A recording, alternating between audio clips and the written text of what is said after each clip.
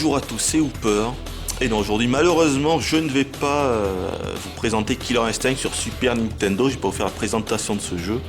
J'ai plutôt intérêt à m'entraîner si un jour je veux faire cette vidéo. Non, aujourd'hui, juste une petite vidéo qui, à mon avis, sera très très courte.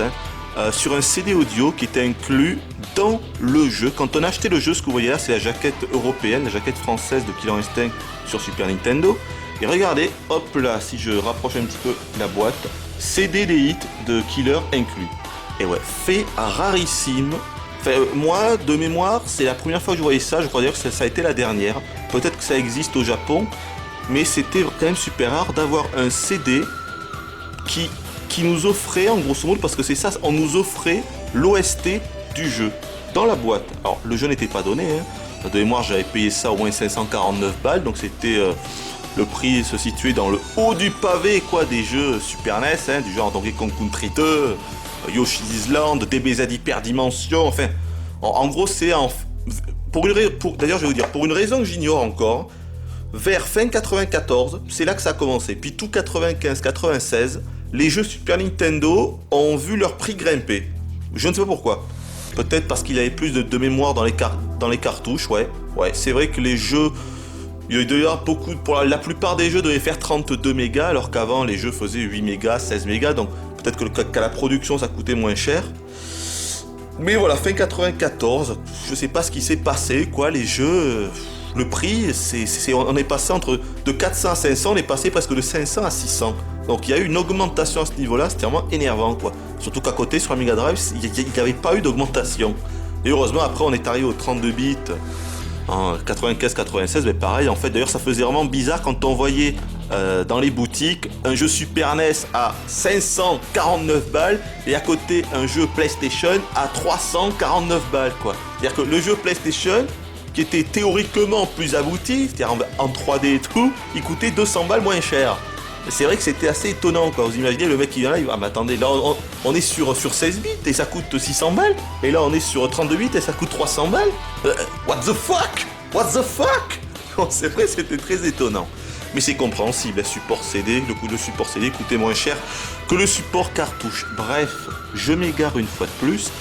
Et donc voilà, donc tout ça pour vous dire qu'à l'époque je m'étais pris ce jeu. Je vous dis de suite, j'avais été déçu. Bon, pour plusieurs raisons. Faut dire que ce jeu-là avait eu des notes absolument extraordinaires dans la presse spécialisée. C'était limite, il fallait mettre Street Fighter 2 à la poubelle. Le renouveau, c'était Killer Instinct. Donc, c'est ce que nous expliquaient les magazines. Si vous voulez, d'ailleurs, je vais vous le prouver. J'ai ressorti mes vieux magazines. C'est seulement 2. Donc, on va commencer avec Console Plus. Bon, là, je vous montre le Console Plus d'octobre 1995, ok? Bon, malheureusement, je peux pas trop reculer la caméra ou reculer le bouquin, là, donc... Enfin bref, voilà. Donc vous voyez, voilà, Super Nintendo, review, blablabla. Le jeu a été noté 96%. Le meilleur jeu de baston sur Super Nintendo, c'est simplement incroyable. Bon, s'ils veulent, des très très bonnes notes dans à peu près tous les domaines. C'est la meilleure note du magazine du mois. Voilà, le meilleur jeu de baston. Non, surtout regardez la jouabilité. 95%. Bon, tous les boutons du paddle sont mis à profit pour une jouabilité exemplaire compte tenu de la complexité du jeu. Mais, ce qui est étonnant, c'est que et vous allez voir, on va pas aller loin. Je tourne la page. Je tourne seulement une page, une seule. Je la tourne. Qu'est-ce qu'on a? On a la référence sur Neo Geo. King of Fighters 95. Un truc de ouf. Le meilleur jeu de baston. Un des meilleurs jeux de baston de toute la décennie des années 90. Bon, on regarde un petit peu. Le jeu a eu 1% en moins. Bon, puis avec un commentaire digne d'un chimpanzé. 95% pour King of Fighter 95. Logique, non, oui, bon. Si tu voulais faire une blague, c'est raté. Je sais pas qui a noté. Oh putain, c'est encore notre ami Panda! Il est de retour! Panda! Qu'est-ce qu'il dit? Plutôt deux fois qu'une, oui, ce jeu est tombé, enfin bref. Il dit quand même du bien du jeu, bien sûr, 95% est une très bonne note. Mais bref, le jeu a été moins bien noté que Killer Instinct. Et le pire dans tout ça, c'est que la jouabilité, c'est-à-dire le point fort en fait de la Neo Geo, qui possède un stick arcade de base, truc de ouf, 92%. Un peu d'entraînement est nécessaire pour assimiler les coups et enchaînements.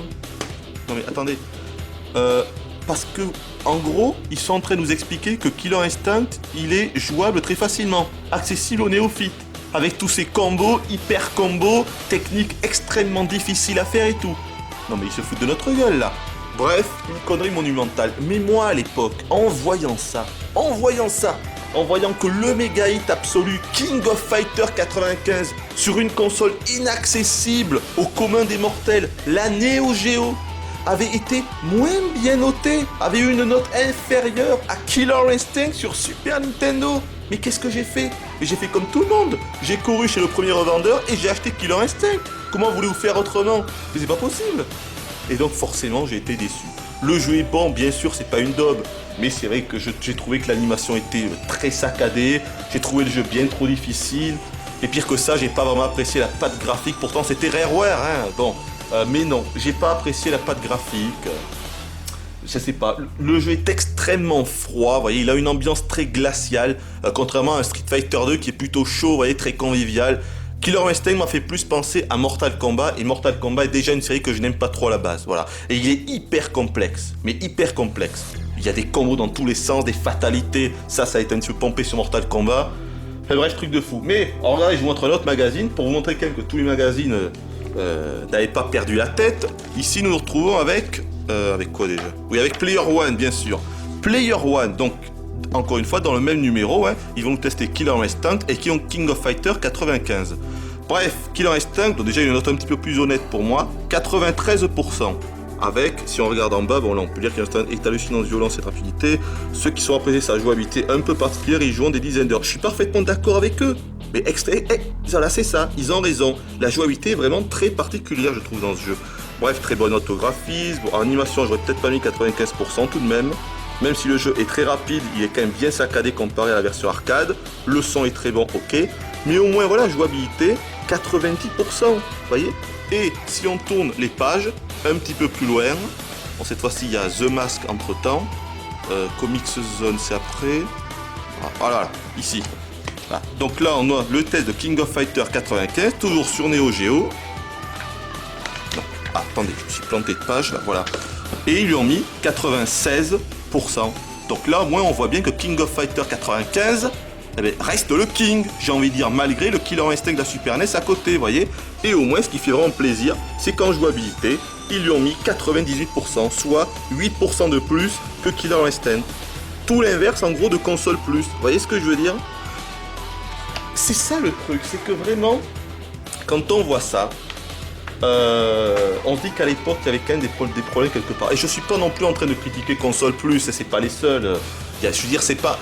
Je vous avais dit que c'était un magazine de vendu. Bon, c'était un petit peu gros en disant ça, c'est un petit peu méchant d'ailleurs, parce que moi j'ai beaucoup lu et je me suis beaucoup renseigné, beaucoup servi de Console Plus, donc je vais pas non plus cracher dessus. Mais c'est vrai que franchement, lisez les deux reviews, quoi, les deux tests de Console Plus et Player One, c'est le jour et la nuit. Player One, vous avez des vraies informations, quoi. Console Plus, c'est... Alors, le jeu est beau, le jeu est très bon, et le jeu est le meilleur. Voilà, au revoir, et puis bon jeu. Et Player One, il rentre un petit peu plus en profondeur dans le jeu. Bref, je m'égare. Mais là où je voulais en venir, enfin non, pas là où je voulais en venir, mais ce qu'il faut que je vous dise aussi, c'est que je n'ai plus malheureusement ce CD. Voilà, le CD donc, parce que je suis parti sur complètement autre chose. Donc le fameux CD des hits de Killer inclus, en fait en version orchestrale, ce ne sont pas les musiques originales du jeu. Elles sont énormissimes. Si je vous en parle, c'est que même si à l'époque j'avais été déçu du jeu, qui m'a coûté une vraie fortune et tout, un petit peu dégoûté, le CD était énorme. Et surtout pour une piste, une musique, le thème de Sabre Wolf, Sabre Wolf, mais qui était une tuerie absolue. Il était tellement énorme que j'avais enregistré sur une cassette audio, quoi, et je l'emmenais quand j'allais au collège ou au lycée, je sais plus en quelle année j'étais là, et je me l'écoutais, quoi, vous voyez, avec le Walkman, tellement que c'était énormissime. Mais bref, malheureusement, je n'ai plus le CD. Mais pas de panique, même si j'ai pas réussi à le retrouver, j'ai réussi à retrouver ceci. Ceci, c'est une version du jeu américaine. Et chose que je ne savais pas, mais dans la version américaine, il y a également le CD, le même CD. Vous avez vu que la version, la boîte est toujours sous cellophane. En fait, c'est un jeu neuf. Ce que je vais faire, c'est que je vais ouvrir ce jeu neuf. Alors, j'espère qu'à l'intérieur, il y aura le CD, normalement, oui. Et après, donc, je vous ferai un petit mix. Bon, je vous mettrai, évidemment, le thème de Sabre Wars, ça sera le premier thème que vous entendrez. Puis après, 2 ou 3 autres, ou 4 autres, mais je vais pas vous mettre tous les thèmes du CD. Il y en a qui étaient vraiment très moyens, voire minables, je trouve. D'autres qui étaient très bons. Un petit peu dans le trip de l'époque, hein, techno, dance. Bon, faut apprécier le truc. Mais le thème, juste pour le thème de Saberwolf, ça vaut le coup que vous regardiez cette vidéo encore quelques minutes. Croyez-moi, c'était vraiment un truc de ouf. Voilà, donc j'ouvre la boîte. Et voilà, je vais me taire parce qu'il est inutile que je rajoute autre chose. Allez, c'est parti.